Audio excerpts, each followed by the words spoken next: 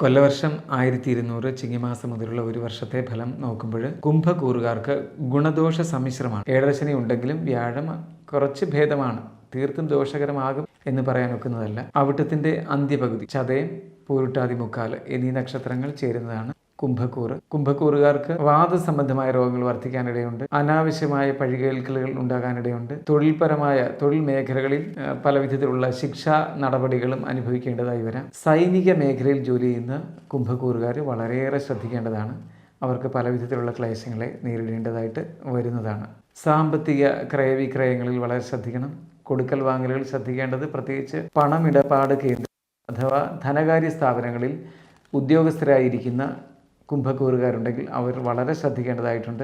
അതിൽ ഉയർന്ന ഉദ്യോഗത്തിലിരിക്കുന്നവരാണെങ്കിൽ, അല്ലെങ്കിൽ അതിൻ്റെ എല്ലാം സ്ഥാപനത്തിൻ്റെ മേൽക്കോയ്മ നോക്കുന്നവരാണ് എങ്കിൽ വളരെ ശ്രദ്ധിക്കേണ്ടതാണ്. പല വിധത്തിലുള്ള അച്ചടക്ക ലംഘനത്തിൻ്റെ പേരിലുള്ള നടപടികളും അനുഭവിക്കേണ്ടതായിട്ട് വരാം.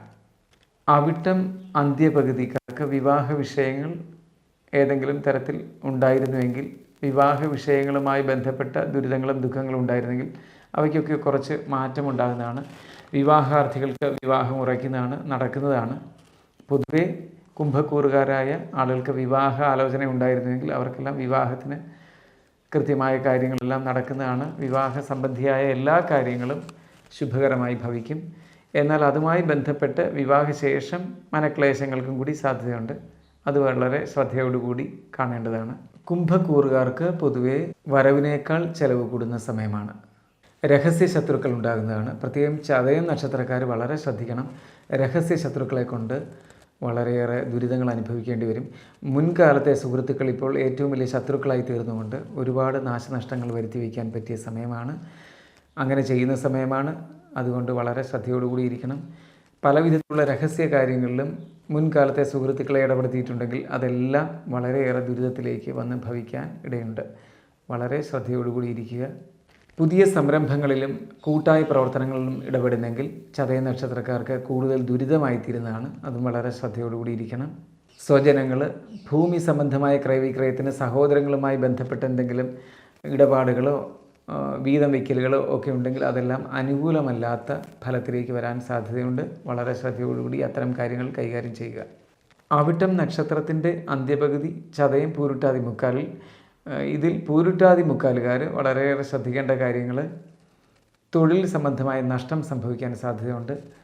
ഊഹക്കച്ചവടത്തിൽ പങ്കെടുക്കുന്നവർക്ക് വലിയ നാശഫലങ്ങളുണ്ടാകും. ഊഹാപോഹം വരുന്നത് മധ്യവർത്തിയായിട്ട് ചെയ്യുന്ന ജോലികളിലാണ്. ഏത് മേഖലകളിലും മധ്യവർത്തിയായി എന്ന് വെച്ചാൽ മീഡിയേറ്ററായി ജോലി ചെയ്യുന്നവർക്കെല്ലാം പ്രശ്നമായിരിക്കും. വളരെ ശ്രദ്ധയോടുകൂടി കാര്യം മുന്നോട്ട് നീക്കേണ്ടതാണ്. അവർക്കും രഹസ്യ ശത്രുക്കളുടെ വലിയ പ്രതിപ്രവർത്തനം അനുഭവിക്കേണ്ടതായിട്ട് വരുന്നതാണ്. സ്ത്രീകൾ നിമിത്തം പല വിധത്തിലുള്ള മനക്ലേശങ്ങൾ വരാൻ സാധ്യതയുണ്ട്.